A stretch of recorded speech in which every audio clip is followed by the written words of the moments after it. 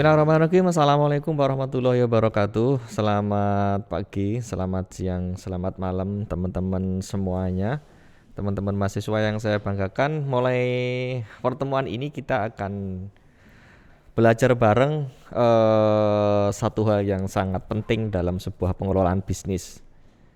Setelah sebelumnya mungkin kita pernah berdiskusi, setelah sebelumnya kita pernah belajar bareng tentang konsep-konsep marketing. Kita juga sudah pernah belajar bareng tentang konsep selling dan kita bisa membedakan mana yang marketing, mana yang selling. Dan hari ini kita akan tambah satu hal lagi yang sangat penting dalam sebuah pengelolaan bisnis, yaitu kita akan bicara tentang branding itu sebetulnya seperti apa. Dan nanti sampai ujungnya kita nanti bisa membedakan mana yang sebetulnya ini kerjaannya orang-orang marketing, mana yang sebetulnya ini kerjaannya orang-orang selling, dan mana sebetulnya yang menjadi bagian dan pekerjaan orang-orang branding. Karena ada batasan-batasan, ya kan? Orang marketing ngerjakan apa, kemudian orang selling ngerjakan apa, dan orang branding itu mengerjakan apa. Secara sangat-sangat sederhana mungkin bisa saya kasih ilustrasi bahwa kerjaan orang-orang marketing itu bagaimana orang-orang marketing itu bisa mendatangkan agar calon konsumen itu bisa datang ke perusahaan kita, bisa datang ke bisnis kita. Ini secara singkat dulu ya, itu kerjaan orang-orang marketing dengan berbagai macam marketing strateginya. Kemudian apa yang dilakukan oleh orang-orang selling? Orang-orang selling itu yang dilakukan adalah mempercepat transaksi. Makanya orang-orang selling yang dilakukan itu misalnya ada strategi promo, kemudian dengan diskon, kemudian dengan potongan harga, atau dengan strategi-strategi yang lainnya, mempercepat adanya transaksi. Kemudian apa yang dilakukan oleh orang-orang branding? Orang-orang branding yang dilakukan itu bagaimana agar orang itu datang kembali. Konsep datang kembali nanti bisa kita bahas menjadi satu konsep tentang customer loyalty, atau bisa kita bahas tentang brand loyalty, atau konsep yang terbaru bisa kita bahas dengan brand evangelist. Berarti kan ada pembatasan-pembatasan, ada perbedaan-perbedaan. Termasuk nanti bagaimana pengelolaan sebuah bisnis itu dari tingkat proporsinya, apakah akan full di marketing, apakah di selling, ataukah di branding. Ya kan? Ini harus proporsional, kalau enggak nanti akan ada efek negatifnya. Misalnya orang-orang marketing sangat kenceng kan, ketika marketingnya adalah 90%, kemudian yang 10%-nya adalah di branding, ini justru akan berbahaya. Kenapa? Karena branding yang kuat, ya kan, itu kan akan membangun sebuah persepsi. Dan sekarang di marketing 4.0 itu bicaranya banyak ke persepsi, bagaimana kita bisa mempengaruhi persepsi konsumen, bagaimana kita bisa mempengaruhi persepsi pelanggan. Ya kan? Bisa jadi di era marketing 4.0 itu orang beli bukan karena mempertimbangkan kualitasnya, tapi kan orang beli karena mengetahui tentang kualitas itu dari orang lain, dari advocate orang lain. Berarti kita bicara tentang bagaimana produk itu dipersepsikan berkualitas. Jadi bagaimana kita bisa membangun sebuah persepsi tentang kualitas produk kita. Nah, apa yang akan kita branding misalkan kan? Apakah kita akan membranding secara personal kita? Apakah kita akan branding produk kita? Apakah kita akan nge-branding tentang layanan kita? Apakah kita akan nge-branding yang lainnya? Itu salah satu faktor yang perlu kita pertimbangkan adalah apa alasan orang-orang itu membeli produk kita? Apa alasan orang-orang itu membeli produk kita? Kalau alasan orang itu beli produk kita karena memang persona dari pemilik usaha itu, ya kita harus memperkuat, membangun di personal brandingnya. Kalau pertimbangan orang beli produk kita itu karena produknya, ya berarti kita akan bicara bagaimana kita melakukan nge-branding tentang produk kita. Atau ketika orang beli produk kita karena layanan, ya bagaimana kita bisa nge-branding tentang service atau tentang layanan kita. Nah, itu gambaran secara singkat kira-kira di mata kuliah branding fundamental itu kita akan belajar tentang apa saja. Dan di mata kuliah ini teman-teman semuanya kita akan melakukan penekanan pembahasan di operasional, bukan secara konseptual. Karena kalau konseptual kita hanya bicara tentang definisi-definisi asas kebermanfaatan untuk teman-teman mungkin bisa sangat-sangat kecil. Maka kita rubah, kita akan bicara tentang operasional. Berarti kalau di operasional nanti learning outcome dari mata kuliah branding fundamental di sini kan, mahasiswa nanti setelah kita selesai belajar bareng tentang konsep-konsep branding fundamental itu, mahasiswa harus satu paling tidak mengenali konsep dasar tentang brand dan branding. Brand dan branding itu berbeda. Bahkan nanti kita akan bicara tentang bahwa brand itu tidak hanya sekedar merek, ya kan? Karena merek bisa diartikan, merek ini kan menjadi salah satu bagian dari brand inventory misalkan. Ada yang sebut juga itu sebagai brand identity misalkan kan. Macam-macam nanti akan kita diskusikan bareng-bareng. Sekali lagi, di mata kuliah ini teman-teman nanti harus bisa mengenali konsep dasar tentang brand dan tentang branding. Ya, serta nanti setelah bisa menguasai tentang konsep ini akan mampu memformulasikan brand strategik atau kita bisa melakukan branding untuk berbagai entitas. Teman-teman, sekilas dulu ya saya kasih bocoran dulu yang membedakan antara branding dengan brand itu. Saya ilustrasikan ibaratnya kita melempar sebuah bola. Kalau kita melempar bola kemudian di depan kita itu ada tembok, maka proses kita melempar bola itu disebut dengan branding dan pantulannya itu disebut dengan brand. Ya, tak ulangi, kalau kita melempar bola, ya kan di depan kita ada tembok, proses melempar bola kita disebut dengan branding, nanti pantulannya itu adalah brand. Berarti apa branding itu? Nanti kita bicara tentang stimulus.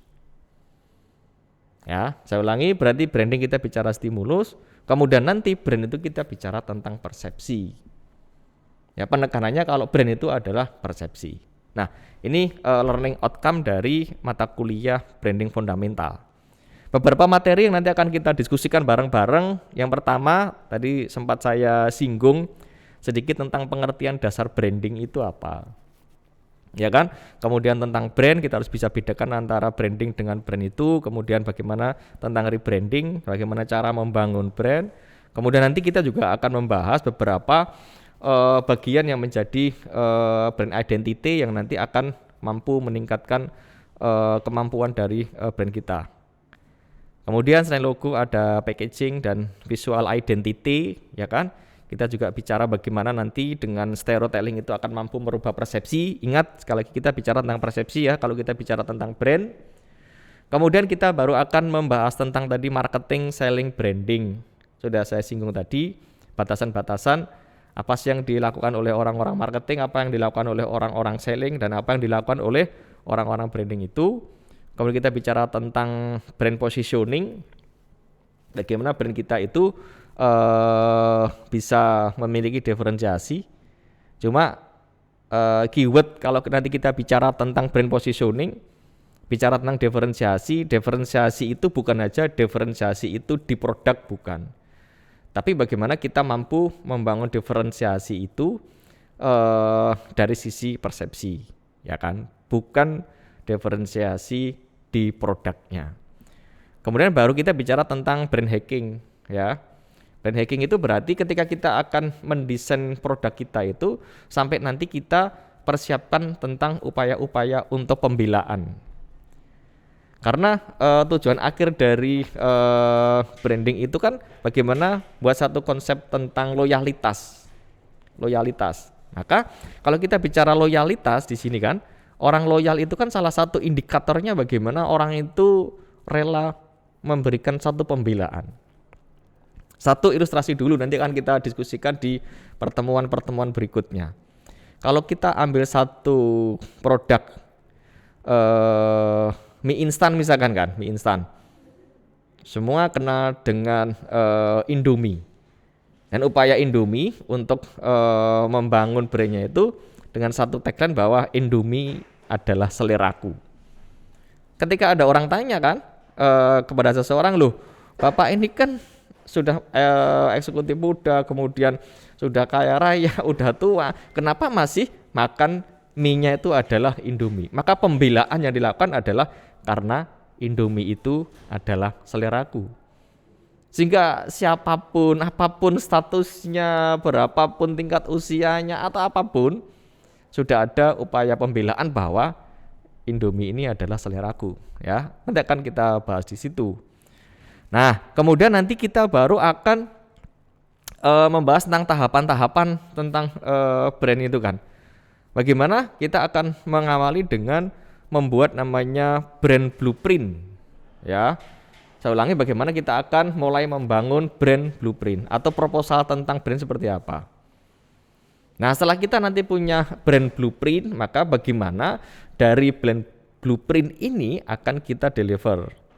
Maka disebut dengan brand delivery. Karena nggak ada artinya kalau kita udah mampu merancang brand blueprint tapi tidak mampu kita deliver, nggak ada artinya. Terus kalau sudah sampai ke brand delivery, maka kita harus melakukan upaya-upaya namanya brand evaluation atau nanti arahnya adalah ke brand equity. Ya, mungkin nanti kalau ada di kelas offline kita akan kasih simulasi. Secara simple apa sih brand blueprint itu, apa sih brand delivery itu, apa sih brand evaluation itu, atau apa sih brand equity itu. Ya. Gini gambarannya. Kalau saya merasa saya ini orang yang ramah, saya merasa saya ini adalah orang yang sopan kan. Itu salah satu contoh dari brand blueprint. Cuma bagaimana kita mendeliver agar orang itu bisa mengakui bahwa saya adalah orang yang ramah, saya adalah orang yang sopan. Bagaimana cara kita, bagaimana upaya kita berarti dengan brand delivery itu. Dan nanti kalau ada orang lain menilai bahwa saya adalah orang yang ramah, saya adalah orang yang sopan, nah berarti sudah ada pengakuan. Pengakuan itu kan berarti brand evaluation. Pengakuan itu kan berarti kita bicara tentang brand equity. Jadi 3 hal itu ya nanti yang akan kita bahas di akhir perkuliahan kita tentang brand fundamental, tentang brand blueprint, kemudian tentang brand delivery dan tentang brand evaluation. Tapi sekali lagi pembahasan kita akan banyak ke operasional, bukan secara konseptual. Teman-teman pembelajar yang saya banggakan, ini komponen penilaian ya, sebagaimana semester-semester sebelumnya kita pernah belajar bareng juga di mata kuliah marketing fundamental ya, marketing foundation. Ada komponen nanti di UTS, kemudian juga ada komponen di UAS, ada di mini quiz, ada di tugas, dan ada di etika ya, termasuk di dalamnya. Ini adalah ada penugasan-penugasan secara kelompok atau penugasan-penugasan secara pribadi atau secara perorangan. Ini komponen penilaiannya. Kemudian di metode pengajarannya juga hampir sama dengan yang kemarin. Sebagaimana yang teman-teman bisa saksikan sekarang, teman-teman nanti juga bisa akses materinya di LMS, ya kan? Atau nanti kita juga bisa share tentang materi-materi kuliah kita melalui media komunikasi di media sosial, di WhatsApp grup kita, dan juga nanti kita akan diskusi, ya kan, bisa di kelas secara offline kita, atau nanti kita juga bisa berdiskusi di tatap muka secara online ya, dengan menggunakan Zoom. Teman-teman, ini pengantar ya, pengantar terkait dengan apa sih sebetulnya yang akan kita pelajari di mata kuliah ini tentang branding fundamental. Beberapa literasi nanti akan saya sampaikan, beberapa referensi buku yang harus Anda baca, yang harus Anda pelajari. Nanti sambil kita masuk ke pertemuan-pertemuan akan saya sampaikan, termasuk beberapa case yang harus kita bahas bersama-sama di perkuliahan tatap muka. Demikian teman-teman, sebagai gambaran ya kan, di mata kuliah ini memasuki semester baru, harus semangat baru dalam belajar, terutama belajar tentang konsep-konsep tentang branding. Demikian, terima kasih. Saya akhiri. Assalamualaikum warahmatullahi wabarakatuh.